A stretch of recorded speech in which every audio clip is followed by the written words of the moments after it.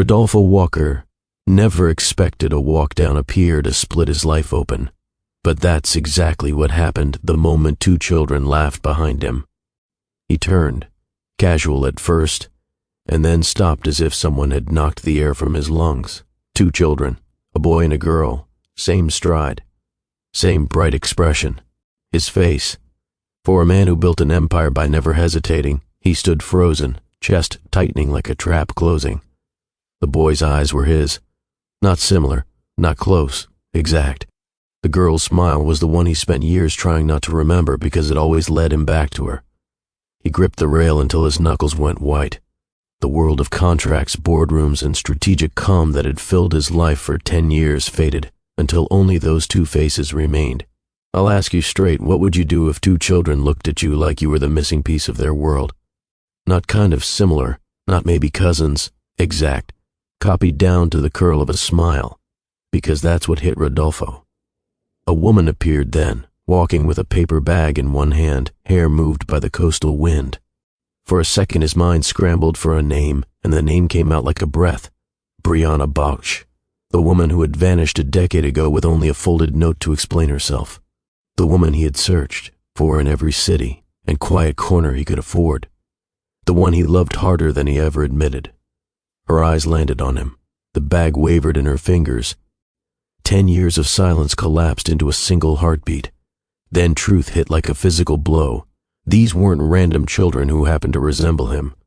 They were the children he should have raised, the children he never knew existed. This moment didn't belong to nostalgia. It belonged to recognition. That raw, undeniable kind that forces a man to face everything he's tried to lock away. Before we go any deeper, if you're feeling the pull of this story, if you want the full unspooling of the choices, the betrayals, and the consequences, take a second now and subscribe to Mr. Williams' Storytime. It helps the channel keep bringing stories that land like this one. Now, to understand how a single walk on a pier could undo a decade, we have to step back. This doesn't start with success. It starts with a loss that changed everything. 10 years earlier, Rodolfo Walker stood in front of a wall of glass in a penthouse that looked out over a city that glittered like money itself. Everything in that place was polished and precise. Marble floors, art that cost more than some countries, and a silence that felt engineered. He loosened his tie and looked at his reflection, the precise, controlled face people expected to find. Behind him, tucked on an otherwise immaculate shelf, sat one photograph, Brianna, sunlight catching her hair, eyes warm, smile easy. He kept it out of sight not because he was ashamed, but because looking at it too long would tear open a wound he'd learned to keep bandaged. For a man who could buy anything, that photo represented the one thing money couldn't replace. The memory of the night she left didn't come as a long cinematic reel. It came as fragments, the door closing, the folded note, the silence that swallowed his calls. He remembered returning home to find the spaces where her things had been emptied with care, not haste, as if she'd taken only what she needed and left the rest intact so it wouldn't hurt anyone more than necessary. On the bedside table, a short, measured message, no plea, no explanation, just enough words to say she was gone. He replayed that night until the edges wore thin. He called, hired people to look, traced whispers and dead ends across cities. Each laid freight into nothing. Each unanswered phone call became a stone he carried in his chest. Work became the place where the noise of that loss could be managed. Investors praised his focus. Trade magazines called him a force. But the truth was simpler and crueler. Every deal he closed was a Band-Aid over an absence. Success clothed the wound but didn't heal it. The question that kept him awake wasn't how to grow a company. It was a single, simple question. Why did she leave? Turn back further still. Brianna's life was the opposite of his. Rooted in the slow, honest rhythms of a small mountain town, she worked at her aunt's bakery. Mornings full of bread and rolling pins. Nights spent writing stories by the light of a lamp. She saved every spare dollar, practiced her handwriting in margins of novels, and imagined a life full of words, not boardrooms. The day their worlds collided, Rodolfo had been at a family charity event. Picture perfect, polite, photographed, expected to smile on cue. He slipped away from the staged buffet and wandered until the smell of baking drew him to a quiet corner where the bakery steps offered a moment of real air. She handed him a slice of peach pie like it was the most ordinary thing in the world. He took it and smiled, a smile that wasn't for the cameras. That small exchange, a pie and a genuine laugh, is the kind of thing you can't stage. It's the kind of thing that sticks. He kept finding reasons to stay longer than he planned. Just supporting the local business, he'd tell his family. Brianna teased him. They walked forest trails and climbed onto rooftops where the sky felt close enough to touch. They shared stories and fears and small dreams that sounded reckless in a world that measured worth and reputation. Their laughter became private, their plans fragile. This was not a grand romance, it was a quiet, steady build. Yet that steady thing made it more dangerous. When people with power set their sights on what you hold, they rarely announce their intent. They wait until a small happiness looks like a threat, and then pull strings until the world looks exactly how they want it to.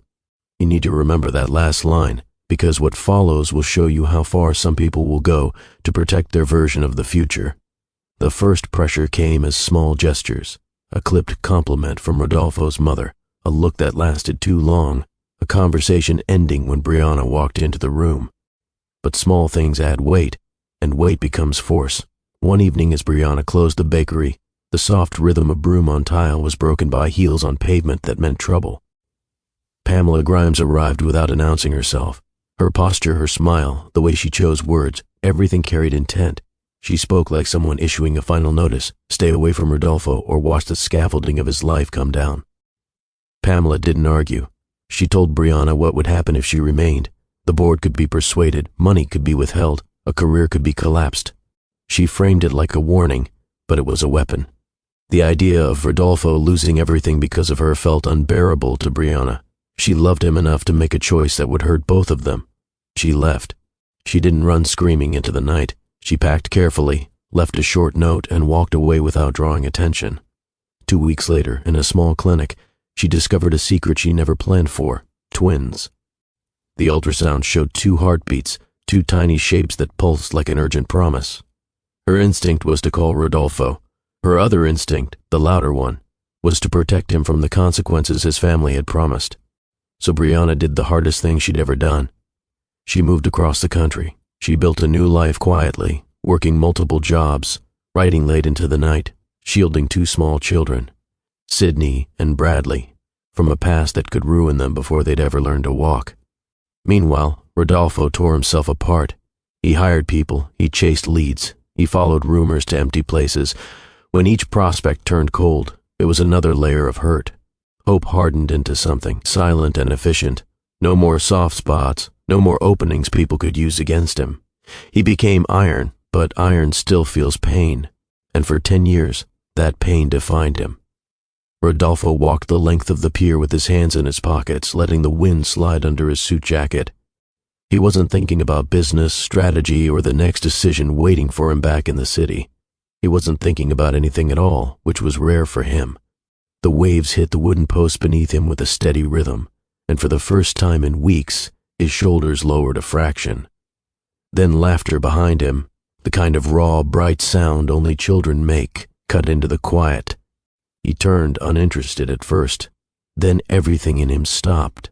2 children sprinted across the boards, chasing each other with pure joy. A girl with an easy grin, a boy with sharp eyes and a quick step. They were about 10, maybe 11, moving like twins whose thoughts ran in parallel. Rodolfo stared, his breath thinned. Every defensive instinct inside him jolted awake. The boy's gaze, his, not familiar, not close, exact. The girl's smile, that same tilt he'd seen 1,000 times in his own mirror. He didn't move, couldn't.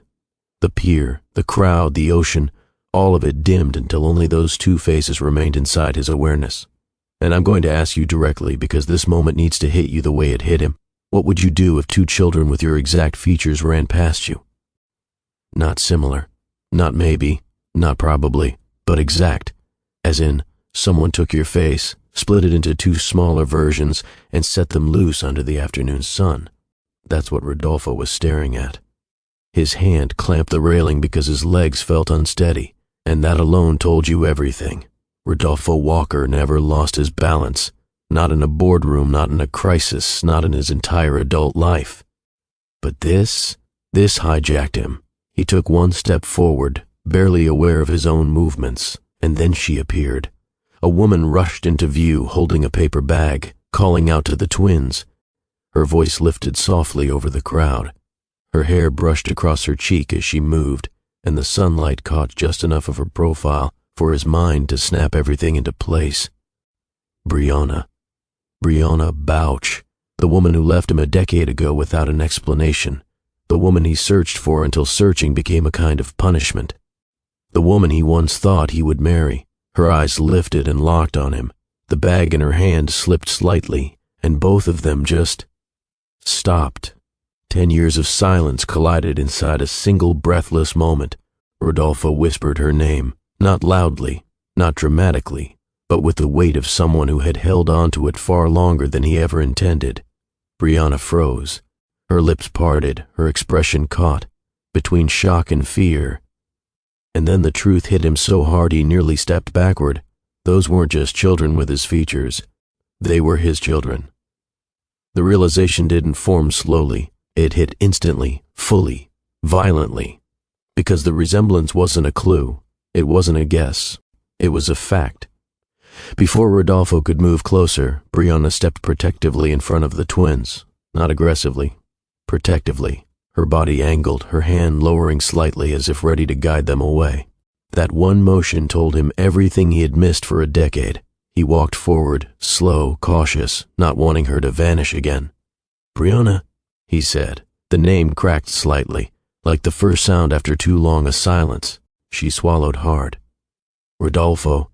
The twins looked between them, confused but curious, sensing something big without knowing what it was. Rodolfo's eyes flicked to the children, then back to her. His voice was rough, breaking apart at the edges. "Are they—" He couldn't finish the question. She looked down, a tiny nod. "Yes." Rodolfo exhaled like someone had punched the air from his lungs. His chest rose sharply, once, twice, as the truth settled in. He stepped closer, voice shaking. "Why didn't you tell me?" Brianna didn't answer immediately. She blinked rapidly, keeping her emotions locked behind tight control that was seconds from breaking. "I tried to protect you," she whispered. He frowned. "Protect me from what?" Her jaw tightened. She didn't want to say it, but she forced the words out. "Your family." The world around him stopped moving. "They told me what they'd do," she said, her voice trembling. "They said you'd lose everything, your position, your future, everything you'd been preparing for your whole life. They said it would be because of me." Rodolfo's expression hardened. Not anger at Brianna, no, something else. A realization that reshaped 10 years of confusion into fury. "And I believed them," she added quietly. "I believed I had to leave so I wouldn't ruin your life." Rodolfo stepped forward, his voice a low, devastating truth. "You were my life." A sound escaped Brianna, somewhere between a breath and a choked sob. The twins watched silently, unsure but sensing the shift in the air. Then Sydney stepped closer, her innocence cutting through the tension. "Mom, who is he?" Rodolfo dropped to his knee immediately, not to make himself less threatening, but because everything inside him told him that if he didn't kneel, he'd break. His voice stalled. He swallowed. "I'm someone who cared for your mother very much." Bradley stared directly at him, unblinking. "You look like us." Rodolfo let out a shaky laugh. "Yeah, I know." Sydney turned to her mother. "Is he—" Brianna couldn't hide it anymore. "Yes," she whispered. "This is Rodolfo Walker. He's— your father." The twins didn't step back. They didn't cry. They simply stared, absorbing, processing, connecting dots they didn't even know existed. Sydney reached out and touched his sleeve, testing the reality of him. "Why didn't you come meet us before?" she asked softly. Rodolfo's face twisted. Pain, love, regret all at once. "I didn't know you existed," he said. "If I had known, I would have been here from the beginning." Sydney's expression softened. Bradley's shoulders dropped. Something in both of them shifted, and Brianna realized the truth she'd been too afraid to face, keeping them apart, had hurt all of them. Rodolfo didn't speak again. He simply stayed kneeling there, breathing through the tidal wave of emotion crashing through his chest. This was the moment he had spent 10 years unknowingly dreaming of. Or dreading, or both. Rodolfo stayed exactly where he was for a long moment, breathing through the emotional hit he'd been trying to understand since the instant he saw their faces. He didn't move until Sydney gently lowered her hand from his sleeve. When he finally stood, he did it slowly, carefully, like he was afraid any sudden motion might break the fragile moment holding all of them together. Brianna was watching him with an expression he had only seen once before, the night she left. That same mix of heartbreak, guilt, and desperate restraint. But now there was something else layered beneath it, fear that the truth she had hidden for 10 years was about to be ripped open by the man she once trusted more than anyone. Rodolfo didn't push. He didn't demand explanations. He didn't step closer than she allowed. He simply said, "I'm not leaving, not loud, not dramatic, just absolute. And let me turn to you for a second, because this is exactly who he became after all those years. A man who doesn't run from what hurts, a man who doesn't retreat from responsibility, a man who doesn't turn his back on what he should have had all along. Remember that. It's the foundation for everything that happens next." Brianna didn't answer. She simply nodded, eyes wet, and whispered, "Okay." And Rodolfo stayed. The next day, Rodolfo shows up again. Most men would have gone back to their hotel.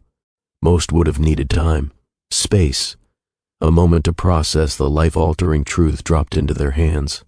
Not Rodolfo Walker. He showed up the very next morning. No expectations, no pressure, no demands, just presence. Sydney answered the door in pajamas, blinking up at him with a mixture of curiosity and uncertainty. Bradley peeked from behind her, gripping a cereal bowl like a shield. Rodolfo cleared his throat. "I was in the neighborhood. Thought I could maybe help with something. If you need anything."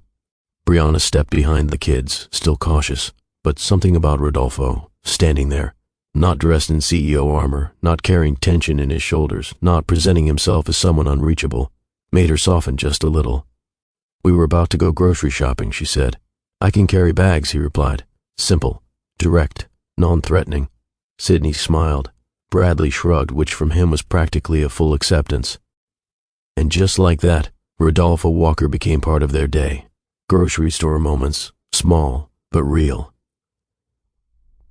You want to know how a man builds trust with children he never knew he had?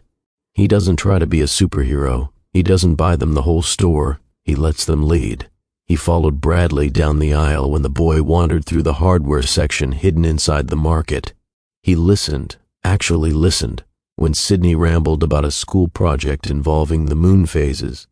He didn't interrupt, didn't check his phone, didn't redirect the conversation to himself. He was present. And kids feel presence faster than adults ever do.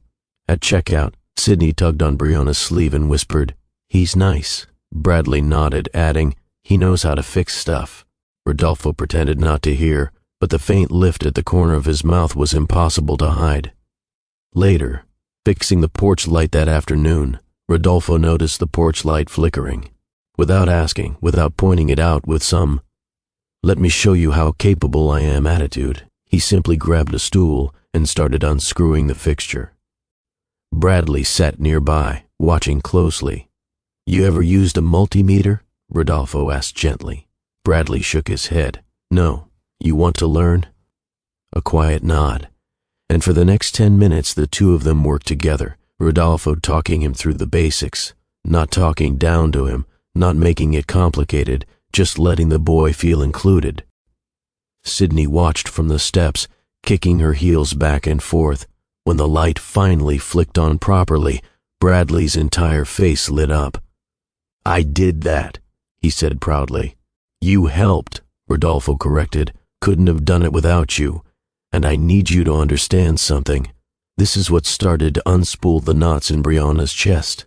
Not big gestures, not apologies. Small actions that showed the truth she'd hidden from the twins for years. Their father wasn't a distant, cold man from a powerful family. He was someone who cared, deeply.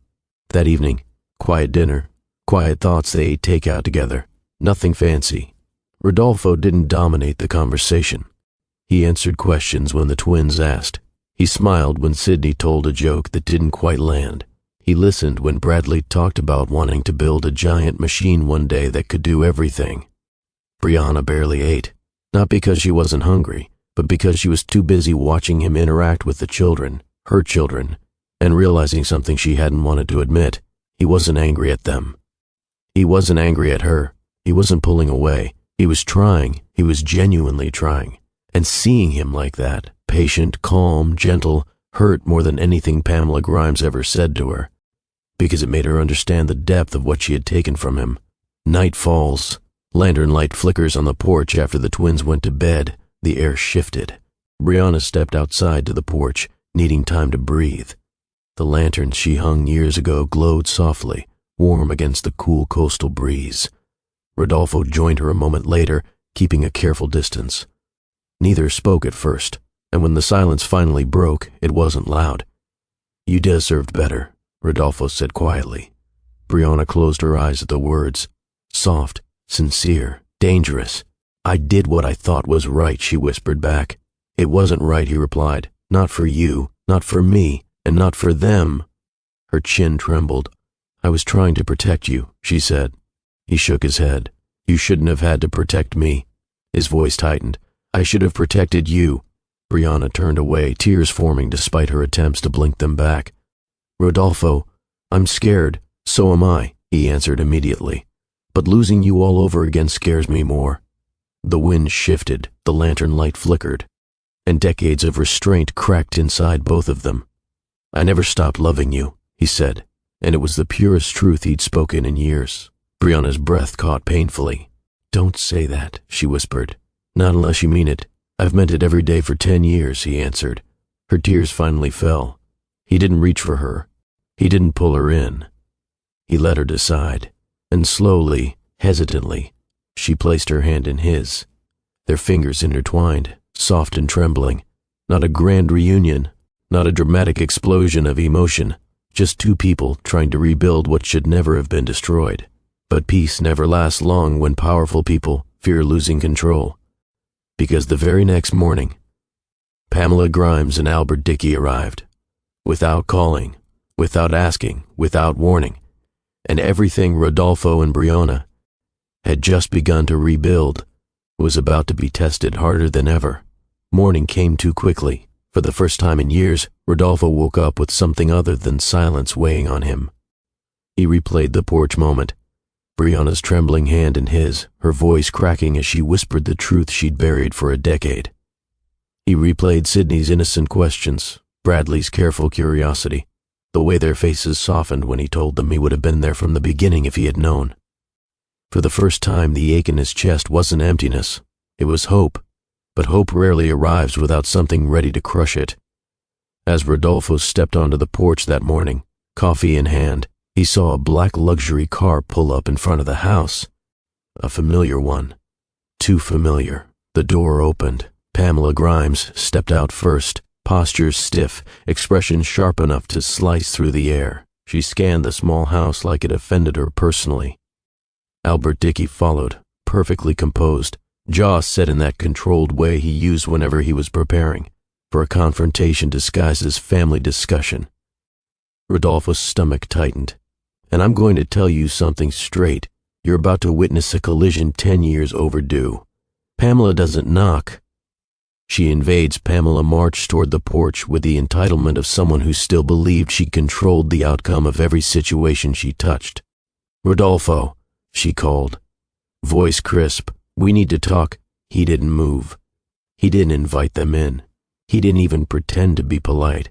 Instead, he said, "You shouldn't be here." Pamela paused, almost thrown by the resistance. "We're your parents," she replied as if that was enough. "You stopped acting like parents the day you threatened the woman I loved," he said bluntly. Pamela's mouth tightened. Albert stepped in, calm but heavy. "We did what was necessary for the stability of the family." Rodolfo laughed, not out of amusement but disbelief. "The stability of the family?" he repeated. "You destroyed it." Pamela flinched ever so slightly. And that's when Brianna opened the door behind him. She froze the instant she saw them. Her fingers flexed against the frame. She wasn't afraid of them. She was afraid of the power they once held over her world, the power that had pushed her into running. And here's where you need to pay attention. Pamela had rehearsed every line of this confrontation. She'd planned her tone, her rationale, her posture, her authority. What she didn't prepare for was seeing the twins appear, and everything shifts. Sydney peeked around her mother's leg first, squinting up at Pamela with cautious curiosity. Bradley stepped beside her a second later, posture straight, guarded like he already sensed trouble. Pamela's entire face went rigid. Albert's mask slipped for the briefest moment. Their eyes widened, and the truth they had feared, the truth they had tried to prevent at all costs, was standing right in front of them.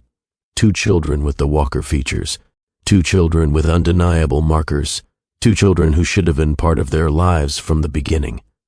Pamela's breath faltered. Albert's jaw tightened in shock. Rodolfo didn't spare them. He stepped forward, placing himself between the twins and his parents, not because Brianna wasn't strong, but because this was his battle to fight.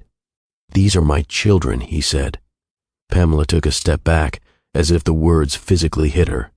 Albert looked from Rodolfo to the twins and back again, calculation flickering in his eyes, the kind of mental math that came when consequences finally found him. Sydney tilted her head slightly, confused, then softly asked, "Why are they looking at us like that?" And this is where Rodolfo drew a line his parents never expected. "They're looking at their grandchildren," he said sharply, "who they never got to meet because of what you did." Pamela breaks first. Pamela tried to regain control. Her voice trembled despite her attempt to sound firm. This wasn't the intention. Brianna's eyes hardened. "You threatened me," she said, her voice low but steady. "You told me Rodolfo would lose everything if I stayed." Pamela swallowed, palms tightening. "I wanted to protect—" "No," Rodolfo cut in. "You wanted to control my future. You wanted to dictate who I could love. You wanted obedience, not happiness." Pamela's face cracked. Not shattered, but cracked. For the first time, she didn't have a quick retort, because the consequences were standing right in front of her, breathing, watching, waiting. Albert tries to recover, and fails. Albert stepped forward, trying to salvage dignity. "Rodolfo, we acted out of concern for the family's image. You were young, your judgment—" Rodolfo's expression sharpened. "My judgment was the only thing that wasn't broken." Bradley tugged gently at Brianna's sleeve, whispering, "Mom, is everything okay?" That small voice destroyed whatever argument Albert had planned next. Rodolfo crouched down instantly, leveling his tone. "It will be," he whispered. "I promise." He stood again, turning to his parents with a finality that carried 10 years of silence and 10 years of unresolved pain. "This is the last time you interfere with my life," he said steadily. Albert's eyes widened with a fear he had never shown before. Pamela blinked, hard, trying to hold her composure. Then Sydney stepped out from behind Brianna. The child looked directly at Pamela with a clarity that cut deeper than any adult argument ever could. "Please don't talk to my mom like that," she said quietly. Pamela froze, her throat tightened, her eyes darted to the little girl, her granddaughter, and something shifted behind her expression. Regret, real regret. "You're right," Pamela whispered. I shouldn't have—" It wasn't an apology, but it was the first honest admission Pamela Grimes had made in years. Albert lowered his head slightly, not a bow, but an acknowledgement, a quiet concession. "We'll try," Pamela said. The twins looked up at Rodolfo. Rodolfo looked at Brianna. Brianna breathed out slowly. Something heavy loosened its grip. This confrontation didn't fix the past, but it broke the chains that had controlled it. After they leave, the new beginning, Pamela and Albert walked back to their car with more silence than either of them had ever carried. The moment they drove away, the tension lifted like a fog dispersing from the coastline. Brianna let out a breath she'd been holding since the moment she saw them. Rodolfo reached for her hand, carefully, respectfully, and she didn't pull away. Sydney leaned against her father. Bradley stood near him, close enough to touch, but not quite ready. Not yet. The rebuilding wasn't done. But the war that had once destroyed everything, it was finally over. And now the real healing could begin. Pamela and Albert drove away without another word, and for a long moment, no one moved. The wind blew lightly across the porch, rustling the edge of the lantern string still hanging there from the night before. Brianna kept one hand on the doorframe, steadying herself. Rodolfo kept his hand near hers, not pressing, not pulling, just there if she needed him. Sydney reached for Bradley's hand, their small fingers linking together in an instinctive show of unity. And the narrator, me, needs to tell you this plainly. The confrontation didn't solve everything. It didn't erase 10 years, but it fractured the structure that once controlled Rodolfo's entire life. This moment right here, it marked the beginning of something none of them had ever believed was possible, a future where fear no longer made the decisions. Life the next few days, a slow, careful shift. Life didn't transform overnight, but it began to shift in ways that felt almost too gentle to trust. Pamela and Albert didn't disappear. They returned, slowly, cautiously, always announcing themselves this time, never arriving uninvited. They didn't push for authority. They didn't attempt to force connections. Pamela approached Sydney with small efforts, a book she thought she'd like, a craft kit she wasn't sure was age-appropriate, but she bought it anyway. Albert asked Bradley to show him his sketches, tiny scribbles of machines and glowing ideas only a 10-year-old could dream up. And when Bradley explained them, Albert listened. Not with business calculation, with actual interest. Were they perfect? Absolutely not. But after 10 years of silence, their attempt meant something real. Brianna watched it all from a distance, still guarded, still unsure if she should allow herself to trust them. She didn't forgive their actions overnight. She didn't soften easily, but she wasn't cruel. She let the twins decide how much they wanted to engage, and unexpectedly, they wanted more than she thought. Children can sense sincerity, even when it's awkward, even when it's late, even when it's wrapped in mistakes. And Pamela and Albert, for the first time in their lives, were trying without hiding behind authority or reputation. Rodolfo, patient, present, and not going anywhere. Rodolfo settled into the rhythm of the coastal town far more naturally than anyone expected, including himself. He wasn't the CEO here. He wasn't the heir of anything. He wasn't the man shaped by pressure and obligation. He was simply a father. And he took the role seriously. He showed Sydney how to skip stones across the water, though she figured it out faster than him and teased him endlessly for it. He helped Bradley assemble a small model that had confused him for weeks, teaching him how to read diagrams and letting Bradley tighten screws even when he over-tightened every single one. He cooked dinner for them once. It wasn't perfect. It was slightly burned. Sydney called it crispy survival food. Bradley ate it anyway because it's the thought that counts. Brianna nearly choked, trying not to laugh. These weren't grand gestures. They were small, human, everyday moments. But for a man who had lived 10 years in sterile penthouse silence, every moment felt like a piece of his soul returning. Brianna's walls don't crumble. They lower slowly. She didn't simply fall back into Rodolfo's arms. She couldn't. 10 years of raising twins alone had hardened her in ways she never expected. She was protective. She was careful. She was terrified of losing everything again. But each day, Rodolfo showed her something she hadn't seen from him before: consistency. He didn't pull away when things were difficult. He didn't try to control anything. He didn't press her for a decision she wasn't ready to make. He simply stayed. And that was the one thing she had always needed. One night, lanterns, waves, and a truth that can't be unspoken. It was another quiet evening. The twins had fallen asleep after a long day at the beach. The house was peaceful. The porch lanterns glowed with the same warm light as the night before. Rodolfo sat at the edge of the porch steps, elbows resting on his knees, watching the waves roll under the silver moonlight. Brianna stepped out, a blanket around her shoulders. She said nothing at first. She simply sat beside him, leaving half a foot of space, the same polite distance she always kept. But tonight, she didn't look away. "You handled them well today," she finally said. Rodolfo exhaled softly. "I'm trying." "I know," she whispered, "and they can feel it." "I hope so," he replied. He paused, searching the horizon as if it might give him strength.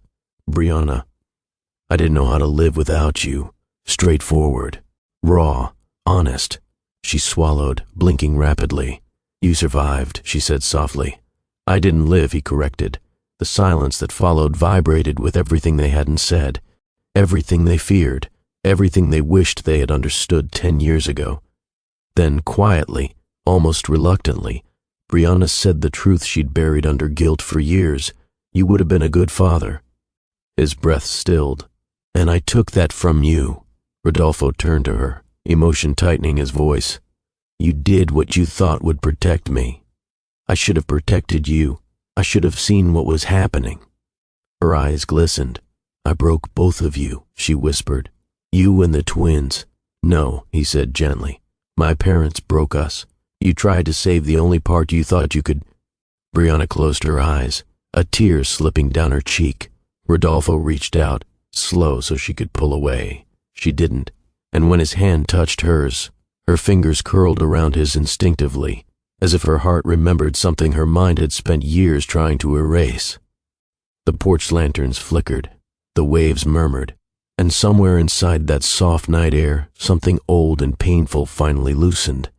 They sat like that for a long time, not together, not apart, but somewhere in between, rebuilding quietly in the places no one else could see. But what they didn't know, what none of them knew, was that another turning point was coming. A big one, a moment that would force a choice, a moment that would test everything they'd started to rebuild, and it would arrive at sunset, on the same beach where their lives first collided again. The next few days passed with a steady rhythm. School drop-offs, work hours, shared dinners, quiet evenings. The kind of normalcy that feels fragile when you've spent years living on emotional edge. But all of it was leading toward one moment, a moment that would decide whether this new beginning between Rodolfo and Brianna would stand or fall apart under the weight of everything they'd survived. And it happened on a sunset unlike any other. The beach at dusk, a calm that hides a crossroads. The sky glowed with shades of gold and coral, the kind of warm light that made the whole world feel softer. The waves brushed the shoreline in slow, repeating arcs. The twins ran ahead, racing the tide as it chased their ankles. Rodolfo and Brianna walked behind them, close enough to feel each other's presence but not close enough to touch. Neither spoke at first. And you should pay attention to that silence, because silence between people who once loved each other can be the loudest thing in the world. Rodolfo watched the twins laughing, their footprints scattered in the sand. "I missed all of this," he murmured. Brianna's breath hit his head. "You didn't know." "I should have," he said quietly. He didn't say it with blame. He said it with ache, a deep one. Rodolfo stops walking. He's reached his limit. Halfway down the beach, Rodolfo stopped. Brianna took 2 more steps before realizing he wasn't beside her anymore. She turned, blanket brushing her elbows, hair shifting in the warm wind. His expression. It wasn't angry. It wasn't hurt. It was decided. "Brianna," he said softly, "look at them." She followed his gaze. The twins were building a crooked sandcastle, laughing as the tide kept knocking lopsided walls down. Sydney shouted that she needed better structural support. Bradley argued that the waves were sabotaging their engineering. Brianna smiled faintly. But when she looked back at Rodolfo, her smile faded. He wasn't looking at the castle, he was looking at her. "You gave me a piece of your world once," he said, stepping closer. "Back when everything in my life felt forced and heavy. You gave me something real, something honest." Brianna swallowed, throat tight. "And I lost it," he continued, voice low. "Not because of you, not because of us, because I didn't see how much pressure you were under, because I didn't protect what we had. Rodolfo," he held up a hand gently, "I'm not here to blame either of us. I'm here because I'm done letting fear make decisions for me." Her eyes flickered upward, searching his. "What are you saying?" "I want to build a life with you," he said. "Not the life my parents wanted, not the life built from expectations or titles, a real one, here, with you, with them." Brianna's breath caught. She shook her head slightly, not out of refusal, out of disbelief. "And if your parents, I don't care about their expectations," he said firmly. "I'm choosing you. I'm choosing them. I'm choosing the life we lost, and the life we still have a chance to build." The wind softened. The waves hushed. Even the twins, still playing, seemed distant, as if the moment had carved out its own quiet space in the world. Brianna took a small step closer. "Do you know how long I wished I could hear you say something like that?" she whispered. Rodolfo's jaw tightened. "Then let me say it again tomorrow, and the day after, and every day after that." Her eyes glistened. "And what if I'm still scared?" she asked, voice trembling. "Then I'll stand with you," he said, "because courage isn't about not being scared. It's about choosing something anyway." Her breath shook. His hands hovered near hers, not touching yet, letting her choose. And for the first time in 10 years, she didn't pull away. She stepped into him. Her forehead rested against his. Her hand slid into his, a soft, slow connection, full of hesitation, longing, and something deeper than either of them had let themselves feel in years. He whispered, "Brianna, I love you." She closed her eyes, tears slipping free. "I never stopped," she admitted. "Not once." Their kiss wasn't rushed or dramatic. It was gentle, deliberate, heavy with 10 years of emotion finally exhaling. And at that exact moment, Sydney screamed, "Ew, they're doing IT." Bradley added, "Can you save it until we finish the castle? This is a structural crisis." They both pulled apart, laughing, for real this time, not out of relief, not out of nerves, out of something clean, something new, something whole. They weren't just two broken adults trying to fix the past anymore. They were a family, starting to form in the simplest, most genuine way.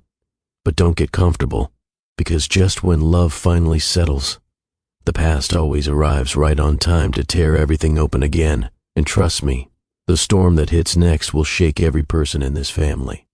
If you're ready for betrayal, truth, confrontation, and the moment Rodolfo finally says the 4 words that change everything, make sure you watch Subscribe now so you don't miss what happens when Pamela and Albert show up unannounced. From that evening on, something subtle but powerful began inside the Walker-Bauk household. Walls lowered, fear loosened, hope settled in, not loudly, but persistently. And now, I need you to pay attention, because this is where the real rebuilding starts, where Rodolfo, Brianna, Sydney, and Bradley finally begin to move toward each other instead of away. But remember what I told you before.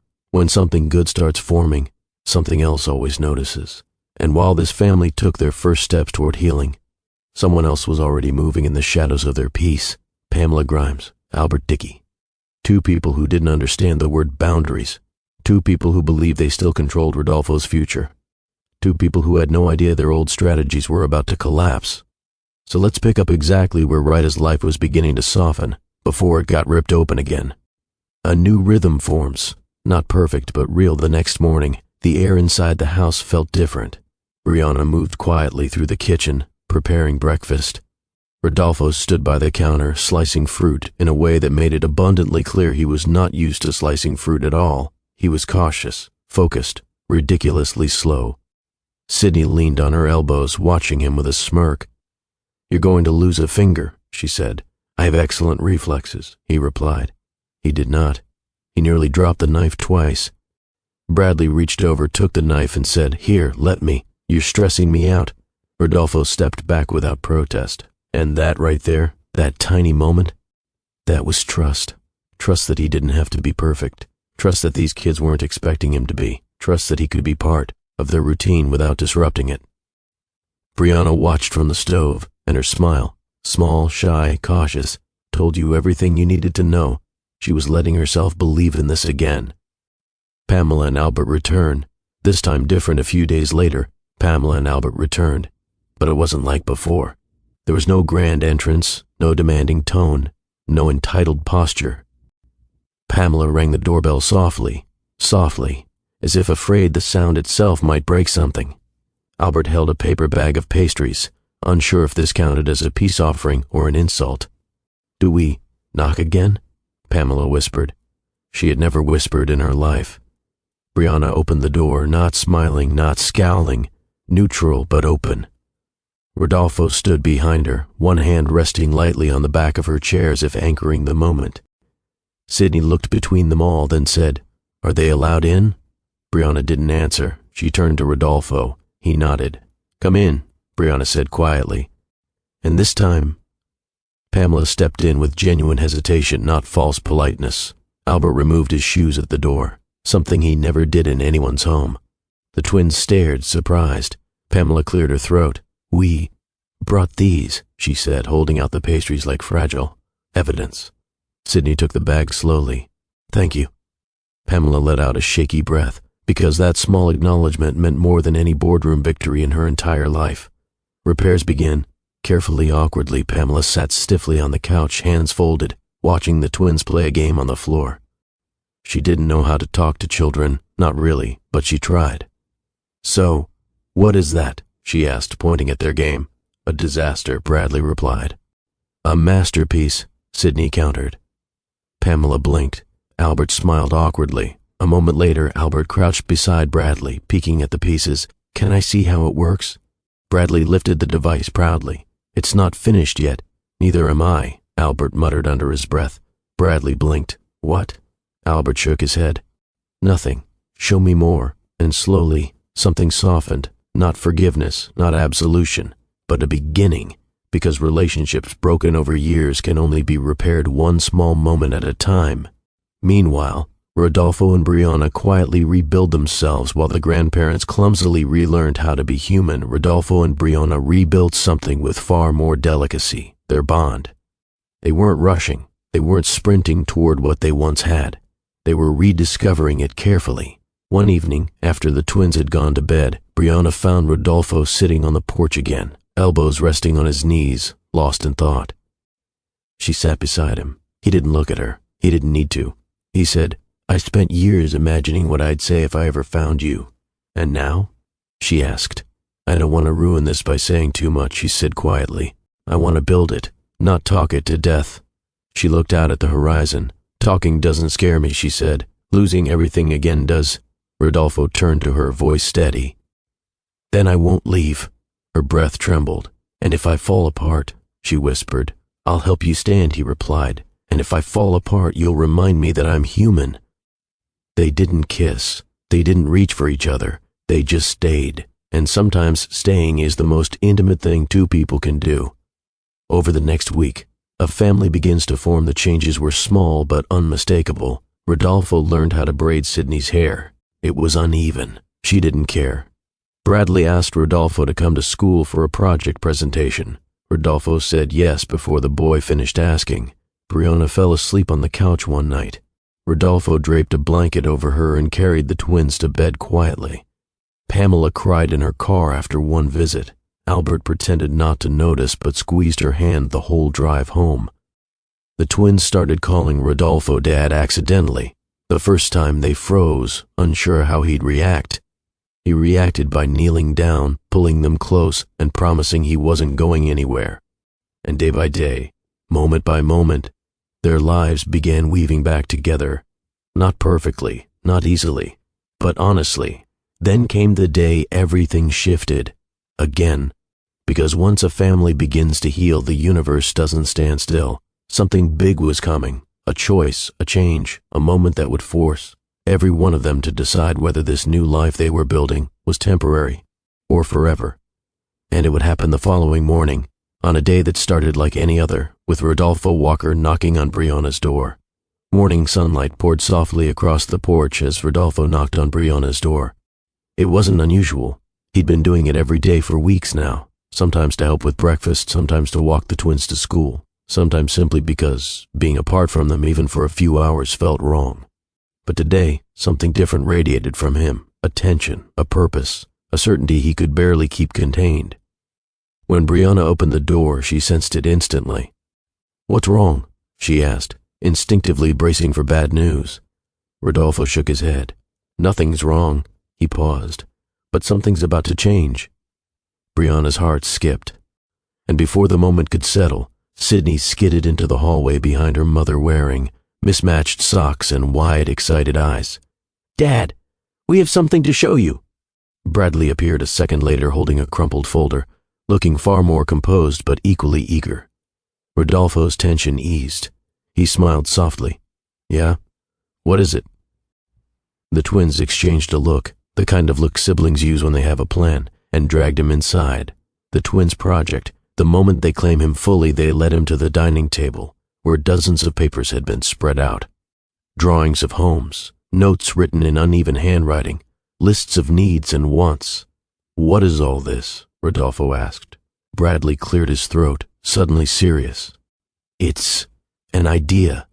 Sydney stepped forward. "It's our idea of what a family looks like. And I need you to pause for a second, because this is the kind of moment that lands on a person with more force than any confrontation or apology ever could. This wasn't about the past. This was about the future." Sydney held up a paper that showed 4 stick figures, 2 tall, 2 small, standing on a beach. "You," she said, pointing at one tall figure. "Mom, us." Rodolfo stared at it, breath caught between shock and emotion. Bradley added, "We know you didn't know, and we know you're trying." He swallowed. "So this is what we want, all of us. Together." Sydney looked at her dad with a quiet hope that nearly broke him. Rodolfo knelt between them, pulling both kids into his arms. His voice shook. "I want that too," he whispered. "More than anything. And right there, in that small house over a messy table filled with crayons and paper, a real family took shape. Not in words, in choice. Their choice and his." Later that day, Rodolfo finally speaks his truth to Brianna. Brianna had been watching the scene quietly, arms crossed, lips pressed tightly together. Not out of disapproval, out of fear. Fear that she would let herself believe in something only to lose it again. When the twins rushed off to get ready for school, Rodolfo stood and approached her slowly. "You saw that?" he asked. She nodded. "And how do you feel about it?" He pressed gently. Brianna exhaled slowly, hugging herself. "It scares me," she admitted. "Why?" "Because I want it too," she whispered. "And wanting it means I could lose it." Rodolfo stepped closer. "You're not losing me," he said. "Not this time, but there's something you need to know." Brianna braced herself. He took her hands, firm, grounding, sure. "I've been thinking a lot about the twins, about you, about everything we lost, and everything we still have." She swallowed hard. "I don't want this to be temporary," he continued. "I don't want to be a visitor in their lives. I don't want to be someone who shows up in the morning and leaves at night." His voice steadied. "I want to build a home, a real one, with all of you." Brianna's heart pounded. Her voice shook. "That's a big step," she said carefully. "I know," he replied, "but it's the right one." She didn't answer immediately, because moments like this aren't answered quickly, not when you've carried fear for a decade. But then she whispered, "Let's take it one day at a time." He nodded, and that was enough, for now. Meanwhile, Pamela and Albert faced their own reckoning. That afternoon, Pamela sat in her living room staring at a photograph of Rodolfo as a child, a photo she had once displayed proudly in the hallway. Albert walked in, adjusting his sleeves as if preparing for a board meeting, despite having nowhere to go. Pamela didn't look away from the picture. "We almost lost him," she said quietly. Albert paused. "We were trying to prevent chaos. We created chaos," she shot back. Albert's jaw clenched. "We ruined 10 years, Pamela whispered. "We missed birthdays, first steps, first words. We missed everything." Albert exhaled heavily and sank into the chair across from her. "We have to fix this," she said. "If he'll let us." Albert nodded, a slow, resigned motion. Not of defeat, of accountability.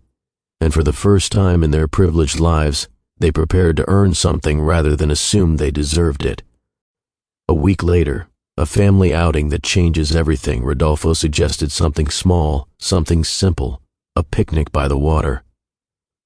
Brianna hesitated at first. It felt domestic, intimate, vulnerable, but the twins were ecstatic, so she agreed. They spread out blankets, unpacked sandwiches, rolled up pants to splash their feet in the waves. Bradley taught Rodolfo how to skim rocks. Sydney made everyone bracelets out of beach grass. Brianna laughed more in one day than she had in months. When Pamela and Albert arrived halfway through, Brianna stiffened, but then she saw something she never expected. Pamela kneeling awkwardly in the sand, helping Sydney tie a bracelet on her wrist. Albert showing Bradley how to create a steady sand foundation. There were no insults, no pressure, no commands, just effort, real effort. Brianna's eyes softened. Rodolfo noticed, and when their eyes met across the sandy blankets, something passed between them, a silent acknowledgement that healing was happening right in front of them. Not because of apology speeches, because of action. And then, the moment that sealed the future as the sun began to set, again casting that soft golden light the family was starting to associate with turning points, the twins raced up the beach screaming, "Family picture, family picture." Before Brianna could protest, Sydney dragged her into position, Bradley grabbed Rodolfo's arm, and Pamela fumbled with the camera, trying to figure out how to work the timer. Everyone laughed, everyone leaned in, the camera clicked, and in that split second something solidified in all of them. This wasn't temporary, this wasn't fragile, this wasn't a fluke, this was a family, a real one. And the next decision Rodolfo would make, it would change everything, permanently. Evenings in the coastal town were never silent, not with the ocean brushing against the shore in slow, steady pulses. But tonight, the rhythm felt different, not louder, not softer, just charged, like the air had been waiting for something, and Rodolfo Walker felt every bit of it.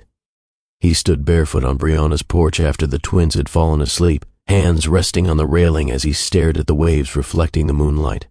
He had replayed the same thought for days, maybe weeks, maybe longer than he cared to admit. He was done living halfway. He wanted all of it. Brianna, Sydney, Bradley. A future that wasn't split between what he hoped for and what he feared. But the words needed to be timed correctly, not rushed, not forced, not sprung on a woman who once fled because she had no choice. He needed to speak when she was ready. But tonight, she stepped outside wearing one of his old shirts, something she didn't even realize she'd done, and that told him everything.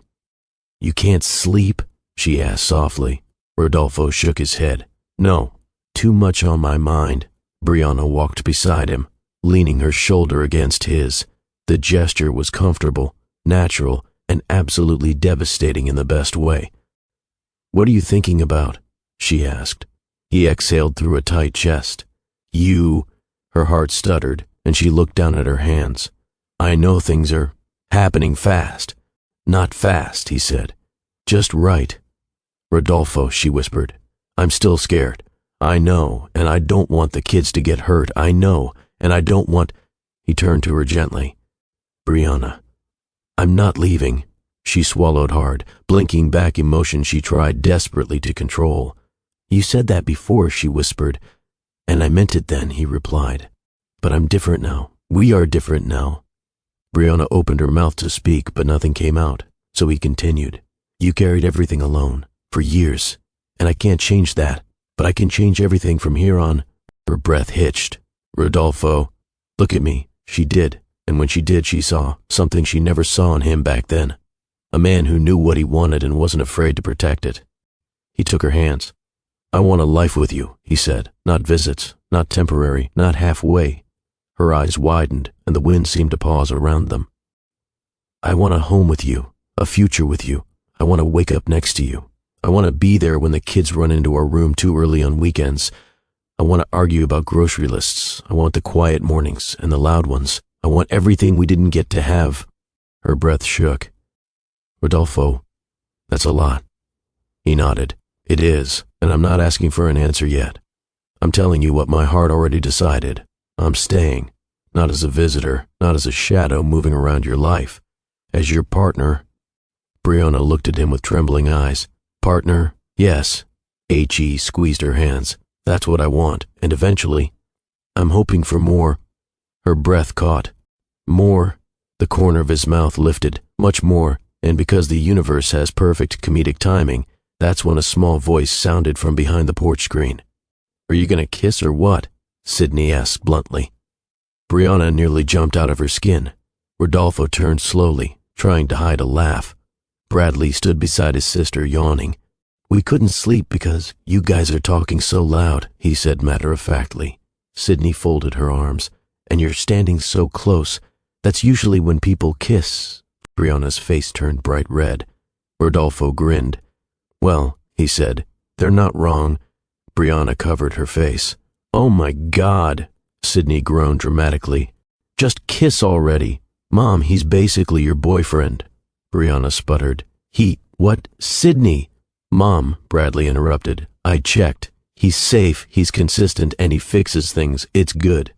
Rodolfo laughed. actually laughed, the kind of laugh Brianna hadn't heard in years. The twins marched back inside as if concluding official business. And when the screen door clicked shut, Brianna looked up at Rodolfo slowly. "Kids," she muttered. "They have no filter." "No, they don't," he said.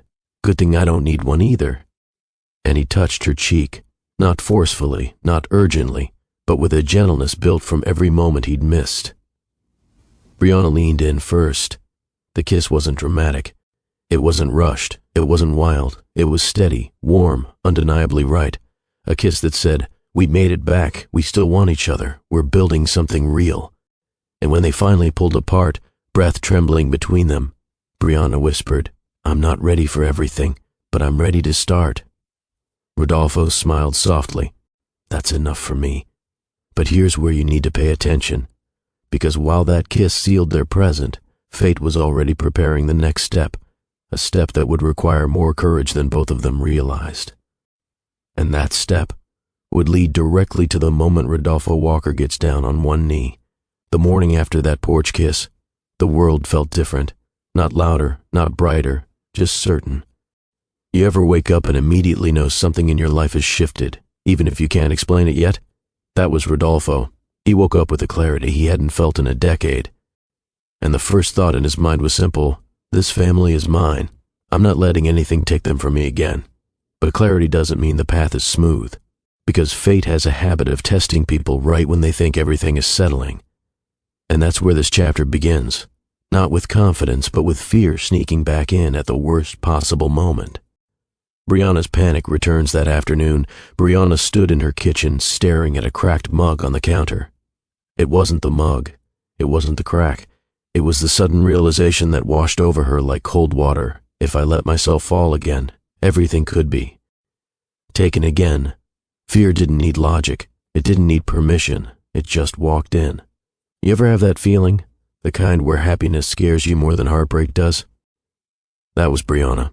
Rodolfo walked in holding a grocery bag, and she didn't even turn to face him. He felt it instantly. "You're quiet," he said gently. She nodded but didn't speak. He placed the bag down and stepped closer. "Talk to me." She closed her eyes. "Rodolfo, I don't know if I can do this." The words hit him harder than any deal gone wrong. "Do what?" he asked carefully. "This." She gestured vaguely between them. "Us, a life together. All of it." His chest tightened. "Last night felt right," he said. "It did," she whispered. "And that scares me." He didn't rush her, but God, he wanted to. "What are you afraid of?" he asked. Brianna finally looked at him, and he saw it. The fear of loss, the fear of being punished again for loving the wrong person, the fear of being powerless. "I can't go through that night again," she said. "I can't wake up one day and lose everything because of a decision someone else makes." Rodolfo stepped closer, but she stepped back.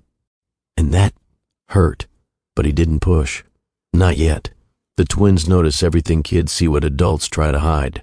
Sydney was coloring at the coffee table, watching the entire exchange from the corner of her eye. Bradley stood in the hallway, pretending to look for his shoes but clearly listening. Sydney whispered to him, "Something's wrong." Bradley nodded with a seriousness far beyond his age. "They're scared," he said. "About what?" He shrugged. "Losing each other." Sydney frowned. "We should fix it." Bradley sighed. "I don't know how, but spoiler alert? They would. Rodolfo leaves, but not the way you think. He didn't storm out. He didn't raise his voice. He didn't pressure her. He just stood there, heart hurting but steady. "Brianna," he said softly, "I'm not going anywhere, but I'm not going to force you to step forward before you're ready." She looked relieved and devastated at the same time. He walked toward the door, paused, and added, "I love you. That hasn't changed. It won't change." Then he left, not to give up, to give space. And space works two ways. It either pulls people apart or pulls them closer. Brianna sat down at the kitchen table, hands shaking. She whispered to the empty room, "I still love you too. I just don't know how to not be afraid." And sometimes that honesty is the step people need before they can move forward, but not yet, because a storm was brewing in her chest and it wasn't done. The push she didn't expect that night, Sydney walked up to her mother with zero hesitation. "Mom," she said, arms crossed, "you're scared." Brianna blinked. What?" "You're scared to be happy," Sydney said bluntly, "but I think you should try." Bradley walked in, adjusting his glasses. "Statistically," he said, "people who avoid things they want because they're scared usually regret it. A lot." "Bradley," Brianna gasped, "where did you hear that?" He shrugged. "YouTube." Sydney hopped onto the couch. "Mom, he loves you, and he loves us, and we love him. Why are you trying to stop it?" The truth hit her harder than Pamela's threats ever did. She wasn't protecting her kids, she was protecting herself. And maybe it was time to stop. Brianna searches for Rodolfo. She didn't text. She didn't call. She went straight to the pier, the last place he'd gone to think. And there he was, sitting at the very spot where everything began, hands clasped, eyes fixed on the water. She approached slowly. He heard her footsteps but didn't turn. "Rodolfo," she whispered. He inhaled shakily. "I didn't want to push you." "You didn't," she said. "I pushed myself away." He finally looked at her, and the moment their eyes met, all the distance, all the fear, all the hesitation slammed into her with clarity so sharp it felt like truth scraping against bone. "I love you," she blurted. He stiffened. "I never stopped," she continued. "I was just scared of losing you again." Rodolfo stood slowly, heart pounding. "Brianna, I want this," she said. "I want us. I want our family. I don't want to run anymore." His chest ached with relief. "You're sure?" She nodded through tears. "Yes, I'm sure." He pulled her into his arms, tight, steady, certain, like he'd been waiting 10 years for her to say those exact words. And then he stepped back, took a breath, and reached into his pocket. "And here's where your heart needs to brace itself, because you're about to witness the moment everything changes." The proposal, Rodolfo lowered himself to one knee. Brianna gasped, covering her mouth. "Rodolfo, what?" He held out a simple ring, not flashy, not oversized, just honest. "I'm not asking you for perfection," he said. "I'm asking for a chance to build a life with you, a life where our kids grow up knowing their parents chose to face everything, fear, mistakes, the future, together." Her eyes flooded instantly. "I know what we lost, I know what we survived, and I know what we can create now." Her breath trembled. "So, Brianna," he swallowed hard, "my heart has been yours since the bakery steps. Will you marry me?" She didn't hesitate. She didn't freeze. She didn't look away. She whispered, "Yes," then louder, "Yes," then threw herself into his arms as he stood, lifting her off the ground as she laughed through tears. You could feel the release, 10 years of pain breaking open to make room for healing. And then, "Finally!" Sydney shouted from behind a bench. Bradley added, "I told you the probability was high, and the family, this new family, this healed family, pulled together in a group hug that felt like a lifetime overdue." The days leading up to the wedding weren't hectic in the usual way. No giant venue tours, no towering guest lists, no pressure from society's expectations. Rodolfo and Brianna refused to build another moment of their lives around anything that looked like control. This time, they chose simple. This time, they chose intentional. This time, they chose each other first. But a choice like that doesn't mean everything falls neatly into place. Some wounds were still open, some relationships still fragile, and some apologies still waiting to be spoken. That's where we begin. Pamela and Albert. The hardest step. You have to understand something about people like Pamela Grimes and Albert Dickey. They weren't used to apologizing. Correction. They were used to avoiding it, to justifying, to smoothing things over without ever naming the harm. But this time, they couldn't ignore what they did. They couldn't dismiss the truth, because the truth walked right up to them every time they saw the twins. And the truth had Rodolfo's eyes. Pamela was the first to break. She showed up at Brianna's porch one early morning, hands clasped in front of her, face pale from nerves she wasn't used to feeling.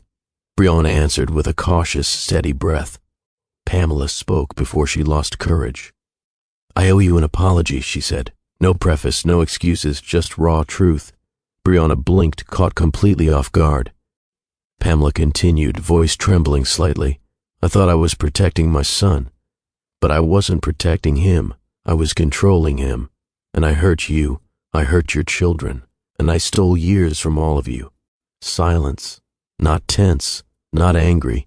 Just heavy with sincerity. Brianna didn't forgive instantly. No one should. But she nodded softly. Thank you for saying that, she answered. It mattered. Albert's apology came later, quieter, but no less sincere. Rodolfo met him outside by the garden. Albert looked at the ground, jaw tight, posture rigid. The stance of a man who'd never learned how to admit he was wrong. I failed you, he said. Not mistakes were made. He owned it. Rodolfo exhaled slowly. You did, he replied, but you're trying now. And that matters. Albert cleared his throat. I want to be better. For them. For you. The handshake that followed wasn't stiff or cold. It was the first honest connection father and son had shared in years. And with that, the past didn't vanish, but it loosened. The wedding, small, quiet, perfect, the ceremony took place on the same beach where everything fell apart, and where everything came back together. No extravagant decorations, no towering arches, just soft lanterns, a few chairs in the sand, and the sunset stretching across the sky like a gentle blessing. Sydney insisted on wearing a flower crown. Bradley insisted on adjusting it every 10 minutes because the symmetry bothered him. Rodolfo stood at the front, not as the billionaire everyone feared in boardrooms, but as a man who looked like he finally exhaled after holding his breath for 10 years. When Brianna stepped onto the sand, wearing a simple white dress and holding Sydney's hand, Rodolfo stopped breathing altogether. You ever see someone walk toward their future? That's what it looked like. Not dramatic, not glamorous, just right. Sydney and Bradley stood proudly beside them, each holding a ring with the seriousness of official ceremony guards. The officiant spoke words that faded into the background because the real vows weren't scripted. They lived in the way Rodolfo and Brianna looked at each other. Rodolfo's voice was steady. I lost 10 years, but I will spend the rest of my life making sure we never lose another moment. Brianna's voice cracked. I ran because I was scared. I'm choosing you now because I'm not anymore. Sydney wiped her eyes dramatically. Bradley whispered, I told you this outcome was logical. When the kiss happened, it wasn't grand or dramatic. It was gentle, slow, full of relief and long-awaited peace. The twins Russ head forward instantly, shouting, family hug, and just like that, they became whole. The reception, a family grows. They didn't rent a hall. They didn't hire performers. They set up long tables on the sand with homemade food from neighbors who had grown to love Brianna and the kids. Pamela and Albert sat awkwardly at first, but Sydney dragged Pamela to the dessert table, and Bradley pulled Albert into a conversation about engineering. Slowly but surely the old walls softened. Someone played music. Someone lit sparklers. Someone took photos that Rodolfo would later print and frame all around their home. Brianna rested her head on his shoulder as the twins danced wildly in circles. We made it, she whispered. We did, he replied. You think it'll stay this peaceful? He laughed quietly. I think we'll handle whatever comes together. She smiled. That's enough for me. Rodolfo steps down. The shockwave a week after the wedding, the business world went into chaos. Headlines blew up. Investors panicked. Analysts scrambled. Rodolfo Walker temporarily steps down as CEO, but when reporters asked why, he simply said, my family deserves my time, and I want to give it to them. For once, the man who built an empire decided to build a home instead. Every morning, he walked Sydney and Bradley to school. Every afternoon, he cooked with Brianna while she worked on her next manuscript. Every night, they fell asleep without the weight of the past sitting in the corner of the room. Brianna's first published novel hit shelves 3 months later. The dedication read, to the love that found its way home. The final scene, the future they deserved one evening. As the sun dipped behind the waves, Brianna and Rodolfo stood hand in hand watching the twins race along the shoreline. The sky glowed in soft gold, the same color it held the day fate reunited them. Rodolfo wrapped an arm around her waist. This feels like our beginning, Brianna murmured. It is, he answered. And here's the truth. The real truth. They didn't get a perfect story. They didn't get an easy story. They didn't get the story. They planned. But they got the story they fought for, the story they rebuilt, the story they deserved, a story where love returned not to reopen wounds but to heal them. A story that came back carrying two children who shared his eyes, her resilience, and the future they almost lost. A story where 10 years slipped away, but the lifetime ahead finally belonged to them. And that, right there, is where everything stands on the edge. The truth is out, the damage is exposed, and the future of this family hanging by a thread. Because what comes next won't be easy for any of them. Not Rodolfo, not Brianna, not the twins, and definitely not the people who tried to control their fate.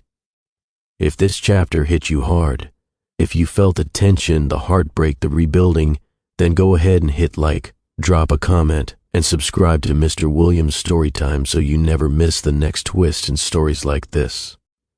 And trust me, the story's not done gripping your heart yet. Make sure you're subscribed so you're here when it drops.